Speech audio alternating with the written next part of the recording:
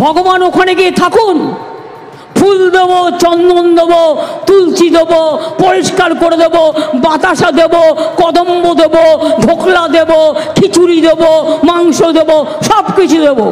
জগন্নাথ দেব নাকি মোদিবাবুর ভক্ত ছিলেন, বুঝতে পারছেন? প্রভু জগন্নাথ তিনিও নাকি মোদি বাবুর ভক্ত। আমি বলি হায় রে, কাঁদবো না হাসবো না মাথা ঠুকবো না কি করব? মনে তো অনেক রাগ আছে, খুব গাল দিতে ইচ্ছে করে, কিন্তু দিই না, কারণ ওটা আমার ভাষা নয়, ওটা আমার বাংলার শিক্ষা নয়।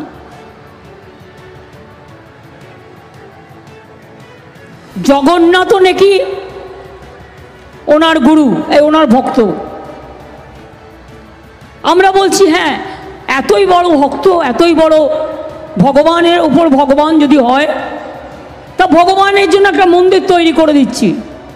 ভগবান ওখানে গিয়ে থাকুন, ফুল দেবো, চন্দন দেবো, তুলসী দেবো, পরিষ্কার করে দেবো, বাতাসা দেবো, কদম্ব দেবো, ধোকলা দেবো, খিচুড়ি দেবো, মাংস দেবো, সব কিছু দেবো, যা যা চায়। কিন্তু এভাবে চলতে পারে না।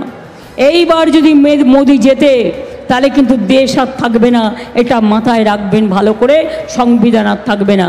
তাই এবারে মোদিকে তাড়ানো সবচেয়ে বেশি দরকার। তাই কি করতে হবে? খেলা হবে, খেলা হবে, খেলা হবে।